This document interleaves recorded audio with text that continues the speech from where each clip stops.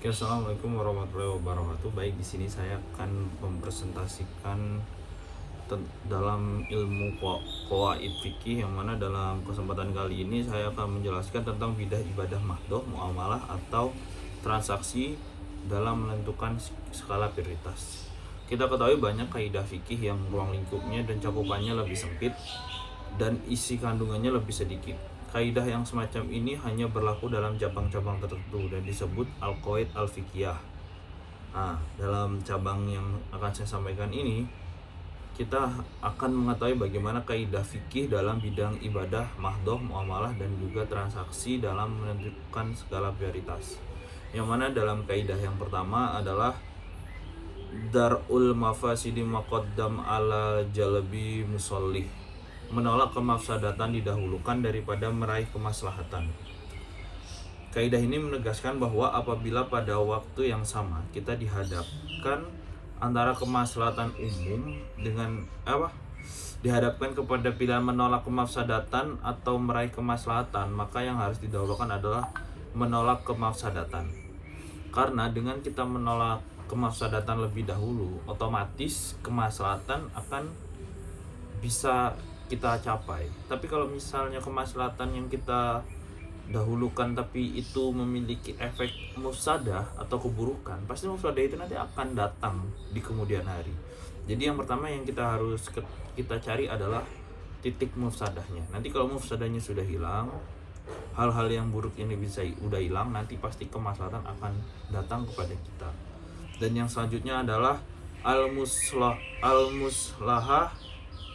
amatul mudama alal muslahatil khosoti. Kemaslahatan yang umum lebih didahulukan daripada kemaslahatan yang khusus. Kaidah di atas menegaskan bahwa apabila berbenturan antara kemaslahatan umum dengan kemaslahatan yang khusus, maka harus kemaslahatan umum yang didahulukan. Karena kalau kemaslahatan umum itu kan mencakup orang lebih banyak. Nah, karena dalam kemaslahatan umum itu terkandung pula kemaslahatan yang khusus, maka yang lebih dahuluan adalah kemaslahatan yang lebih cakupannya lebih luas, yaitu kemaslahatan umum. Karena kalau misalnya khusus itu lebih kepada individu. Kalau misalnya umum berarti semuanya merasakan kebaikannya. Tapi kalau misalnya berarti semua yang khusus tadi juga mencakup, gitu kan. Contohnya, pencabutan hak milik pribadi demi kemaslahatan umum seperti dalam teori ta'assuf dari mazhab Maliki yang membolehkan pemerintah atau pengadilan merampas hak milik pribadi yang digunakan untuk kejahatan. Misal pisau, senjata yang bisa melukai orang, itu kan sebenarnya punya mereka sendiri, tapi kan itu tapi sama orangnya itu dibikin buat kejahatan, maka perlu itu disita oleh pengadilan. Dan yang selanjutnya adalah ida ta'arad do mafsadatani ru'il aqdomuhumma dororon birtikabil ahfihima. Apabila bertentangan dua mufsadah, maka perhatikan mana yang lebih mudorotnya dengan dikerjakan yang lebih ringan kepada mudorotnya.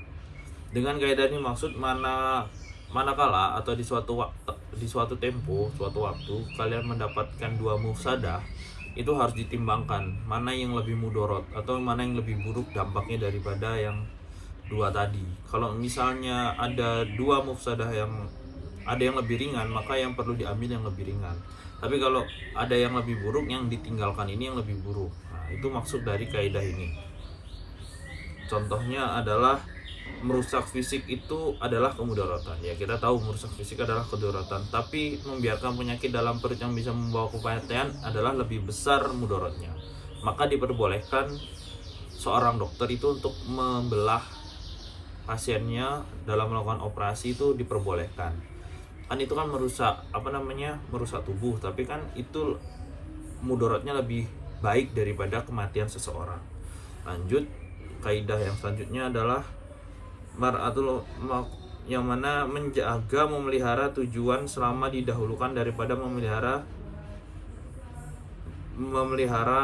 dalam mencapai tujuan. Nah, dalam hukum Islam ada dua hal yang harus dibedakan, yaitu muqasid tujuan dan al-wasail cara mencapai tujuan. Tujuannya adalah meraih kemaslahatan dan menolak kemufsadatan. Untuk meraihnya ada cara-cara atau media yang menyampaikan untuk mendapatkan kemaslahatan. Demikian pula untuk menolak kemaslahatan ada cara-cara untuk menghindarinya. Cara yang menyampaikan kita kepada kemaslahatan disebut fat al-azariyah, membuka jalan. Sedangkan cara untuk menghindari kita dari mafsadatan disebut al-zori, menutup jalan. Dan yang selanjutnya adalah apa yang disepakati dahulu daripada perbedaan.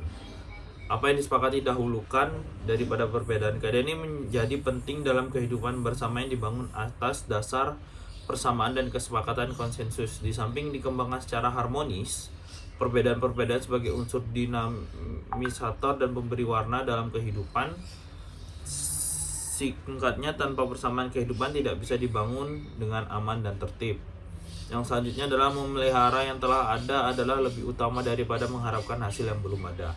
Nah, jadi misalnya kita dalam suatu waktu, kaidah ini menjelaskan dalam suatu waktu jika kita sudah memiliki suatu usaha atau kegiatan yang mana hasilnya ini ada tapi tidak begitu besar, terus kalian ingin hijrah ke satunya dengan harapan untuk menentukan keberhasilan yang lebih tinggi, tapi ini kan masih belum jelas, maka lebih dianjurkan untuk tetap menjaga sesuatu yang mengharapkan hasil, memelihara yang sudah ada daripada untuk melakukan yang lebih itu yang lebih diutamakan.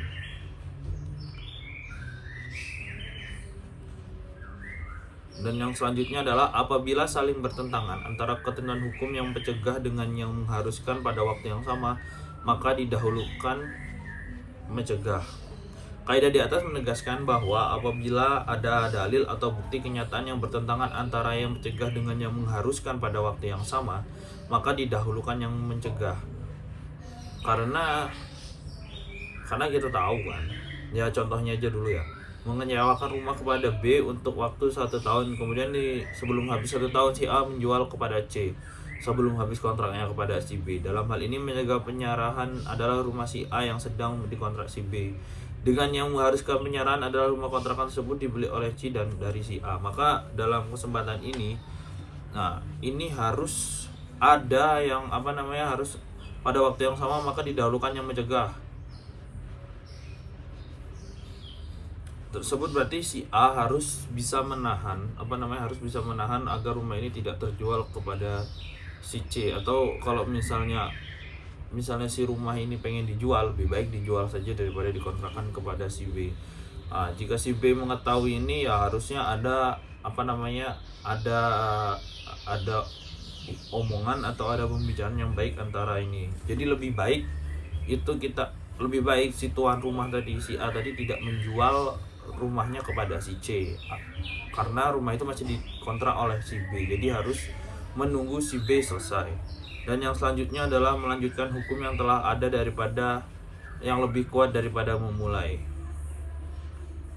Maksud kaidah tersebut adalah melanjutkan hukum yang telah ada lebih kuat daripada memulai. Kaidah ini menghubungkan dengan al-ihtisab dalam usul fikih. Contoh, seorang yang memiliki suatu benda atau hak tertentu, maka benda atau hak tersebut tetap menjadi miliknya selama tidak ada bukti-bukti lain yang membatalkan haknya tersebut. Misalnya ada bukti dia telah menjualnya secara sah.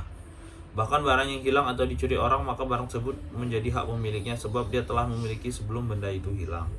Dan yang selanjutnya adalah mengambil yang terpercaya dan berbuat dengan hati-hati dalam bab ibadah atau hubungan manusia dengan Allah. Itulah yang lebih utama.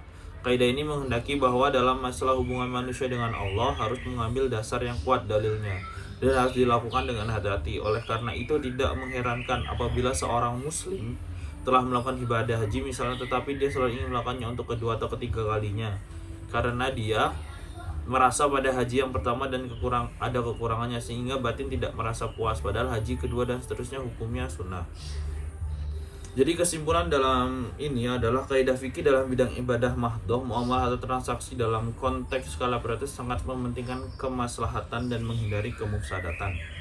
Jadi dalam menentukan sesuatu hukum, berarti menentukan suatu tindakan, kita harus mengetahui mana yang lebih sedikit mufsadahnya dan lebih banyak maslahannya daripada mufsadahnya.